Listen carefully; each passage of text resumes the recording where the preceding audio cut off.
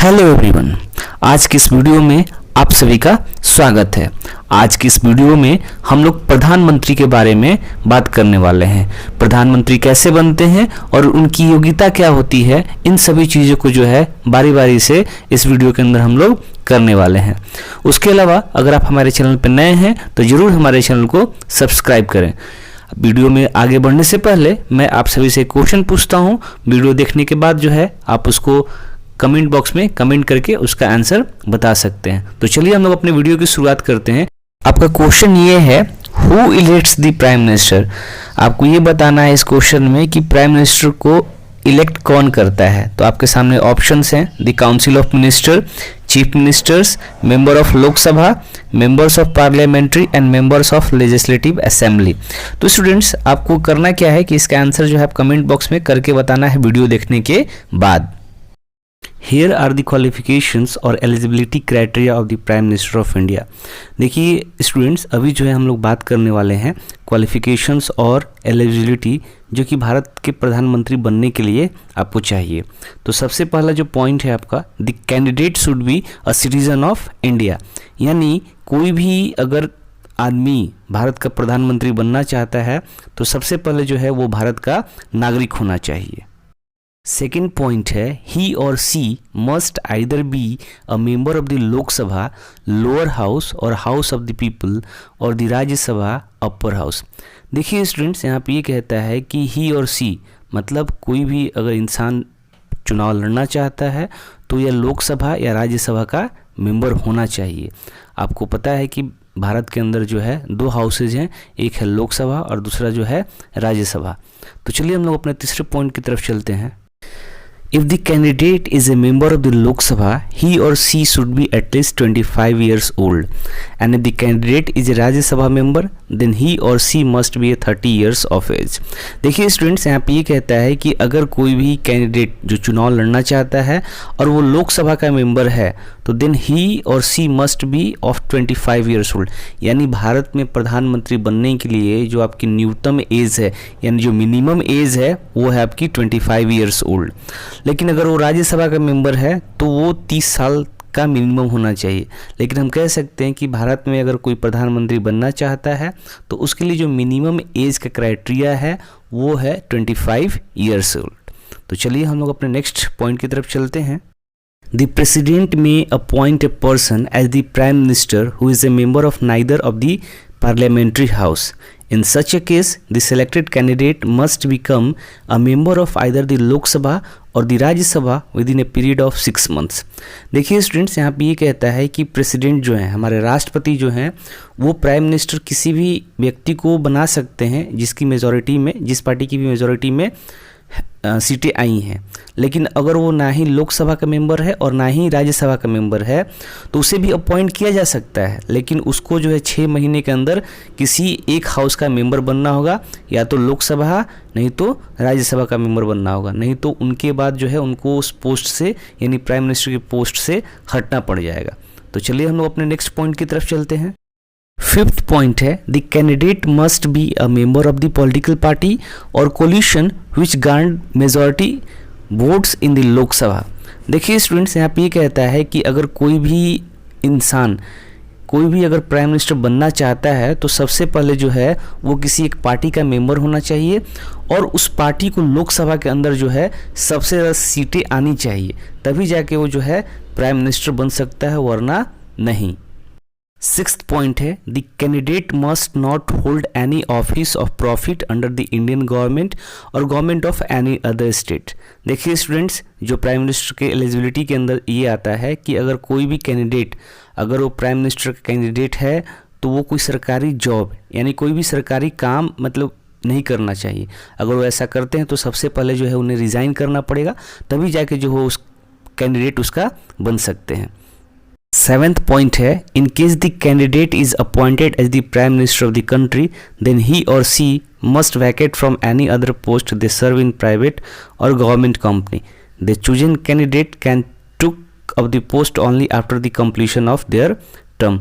देखिए स्टूडेंट्स, यहाँ पे ये कहता है कि अगर हम बात करते हैं तो जो कैंडिडेट जो प्राइम मिनिस्टर के कैंडिडेट होते हैं तो किसी भी अगर पोस्ट पे होते हैं, चाहे वो प्राइवेट कंपनी में हो या फिर गवर्नमेंट कंपनी में हो, तो उनको रिज़ाइन करना पड़ेगा उस पोस्ट से, और वापस उसको ज्वाइन करना चाहते हैं तो उनको प्राइम मिनिस्टर का टर्म कंप्लीट करने के बाद वो वापस ज्वाइन कर सकते हैं।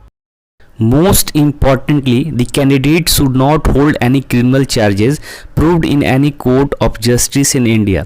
देखिए स्टूडेंट्स, यहाँ पे ये कहता है कि अगर कोई भी कैंडिडेट जो है, अगर वो प्राइम मिनिस्टर के कैंडिडेट है तो उनके खिलाफ कोई भी क्रिमिनल चार्ज नहीं होना चाहिए। और क्रिमिनल चार्ज का मतलब ये है कि कोर्ट के अंदर अगर प्रूफ हो गया है क्रिमिनल चार्ज तो वो हमारे प्राइम मिनिस्टर नहीं बन सकते हैं।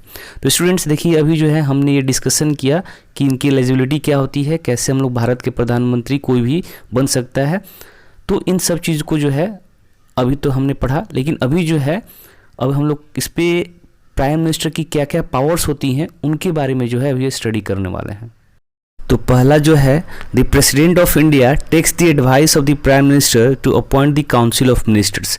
देखिए स्टूडेंट्स, जब कोई भी प्राइम मिनिस्टर बन जाता है तो अपने साथ कैबिनेट बनता है, तो उस कैबिनेट यानी जो काउंसिल ऑफ मिनिस्टर्स होते हैं तो उसमें किसको क्या क्या मिनिस्टर बनाना है, तो प्रेसिडेंट जो है वो प्राइम मिनिस्टर के कहने पे वो उन्हें मंत्रिपरिषद की शपथ दिलाते हैं। The tenure of the Prime Minister is for a period of 5 years. However, the person can stay in power as long as he or she holds majority supports in the Lok Sabha. The term of the person can end sooner if he or she loses the vote of confidence in the Lok Sabha. देखिए students, यहाँ पे ये कहता है कि कोई भी prime minister जो है पूरे 5 साल के लिए बनता है और वो तब तक बना रह सकता है जब तक उसके पास मेजॉरिटी है। अगर मेजॉरिटी नहीं है तो तुरंत जो है अपने उनको पोस्ट को छोड़ना पड़ेगा, यानी हम कह सकते हैं कि उन्हें प्राइम मिनिस्टर की पोस्ट से रिजाइन करना पड़ेगा with council of ministers. The prime minister conducts and preside over the cabinet meetings and it's proceedings. देखिए स्टूडेंट्स, यहाँ पे प्राइम मिनिस्टर का जो पावर होता है कि वो काउंसिल ऑफ मिनिस्टर्स का मीटिंग एंड उसको प्रेसिडेंट यानी मतलब उसके चेयरमैन बनकर अपना जो भी मीटिंग्स करना होता है तो वो उसके प्रेसिडेंट भी बन सकते हैं जब काउंसिल ऑफ मिनिस्टर्स की मीटिंग होती है तब।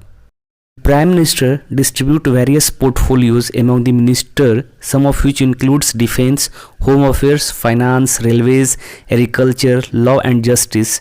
Notably the prime minister has the power to change the departments allotted to the ministers at any time.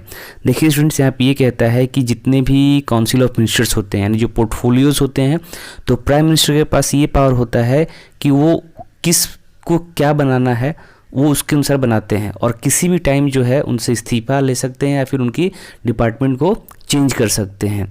तो स्टूडेंट्स देखिए, यहाँ पे जो है अभी तक हमने जो पढ़ा अभी इसमें कि प्राइम मिनिस्टर की एलिजिबिलिटी क्या थी और उनके पावर्स क्या होते हैं। तो चलिए जो है अभी जो है हम लोग जान लेते हैं कि अभी तक भारत में जितने ही प्रधानमंत्री हुए हैं तो सबके बारे में जान लेते हैं कि कौन कौन से प्रधानमंत्री अभी तक भारत के रह चुके हैं। तो हमारे भारत के सबसे पहले प्रधानमंत्री थे जवाहरलाल नेहरू, उनके बाद गुलजारी लाल नंदा हुए। देखिए स्टूडेंट्स, यहाँ पे गुलजारी लाल नंदा जो है 2 बार बने, वो भी सिर्फ जो है कुछ समय के लिए बने थे, एक्टिंग प्राइम मिनिस्टर बोल सकते हैं उनको। उसके बाद जो है लाल बहादुर शास्त्री, फिर इंदिरा गांधी, मोरारजी देसाई, चरण सिंह। इंदिरा गांधी 2 बार बनी थी, 2 बार इनका नाम आया है। फिर उनके बाद राजीव गांधी, उसके बाद Vishwanath Pratap Singh, Chandrashekhar, P V Narasimha Rao, Atal Bihari Vajpayee, H D. Deve Gowda, Inder Kumar Gujral, Manmohan Singh and Narendra Modi. देखिए स्टूडेंट्स, यहाँ पे जितने भी आपको वीडियो में जो भी स्क्रीन पे आपको दिख रहा है तो ये जितने भी लोग हैं ये हमारे भारत के प्रधानमंत्री रह चुके हैं और जो प्रेजेंट के प्रधानमंत्री हैं हमारे नरेंद्र मोदी जी हैं। तो स्टूडेंट्स, यहाँ पे जो है मैं शुरू में इस वीडियो के एक क्वेश्चन पूछा था तो ही मैं जो है उसका आंसर कराने वाला हूँ। तो चलिए उसके आंसर को जानते हैं। देखिए स्टूडेंट्स, उसका जो करेक्ट आंसर होगा option number C, member of parliament. देखिए स्टूडेंट्स, यहाँ पे कुछ उसके बारे में भी बहुत जान लेते हैं, बहुत कुछ। जैसे according to article 75 the prime minister shall be appointed by the president and the other minister shall be appointed by the president on the advice of prime minister. देखिए स्टूडेंट्स, यहाँ पे सारे चीज़ों को जो है हमने किया था अभी, और इसमें आर्टिकल 75 के अनुसार जो है प्रेसिडेंट जो है अपॉइंट कर सकते हैं प्राइम मिनिस्टर, और प्राइम मिनिस्टर के कहने पे जितने भी काउंसिल ऑफ मिनिस्टर्स हैं उनको प्रेसिडेंट के द्वारा उनको शपथ दिलाई जाएगी। The minister shall hold office during the pleasure of the president the council of ministers shall be collectively responsible to the house of people. देखिए स्टूडेंट्स, यहाँ पे जो कैबिनेट मिनिस्टर्स होते हैं यानी जो काउंसिल ऑफ मिनिस्टर्स होते हैं वो सीधे जो है ना वो भारत के नागरिक के प्रति जिम्मेदार होते हैं। अब इसमें कुछ और पॉइंट्स उसको भी पढ़ लेते हैं। The speaker nominates a candidate who is then elected to the prime minister by the members of parliament. अब स्टूडेंट्स यहाँ पे जैसे प्राइम मिनिस्टर्स का भी सिलेक्शन हो गया तो उसके बाद जो है स्पीकर को भी नॉमिनेट किया जाता है और वो मेंबर ऑफ पार्लियामेंट के द्वारा ही चुना जाता है। इसके बाद पॉइंट है prime minister is the real executive authority and the president is the nominal head of the country.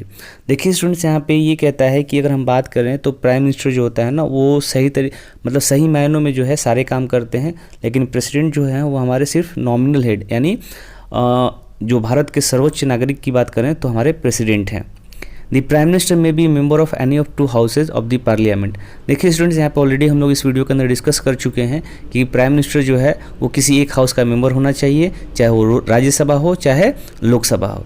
तो स्टूडेंट्स, आज की इस वीडियो में बस इतना ही। आपको वीडियो कैसा लगा ज़रूर हमें वीडियो के कमेंट बॉक्स में कमेंट करके ज़रूर बताइए।